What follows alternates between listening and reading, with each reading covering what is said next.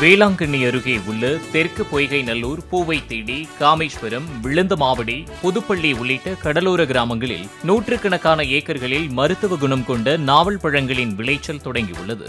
1 kilo நாவல் பழம் 100 ரூபாயிலிருந்து 150 ரூபாய் வரை விற்பனையாவதாக விவசாயிகள் தெரிவித்தனர்.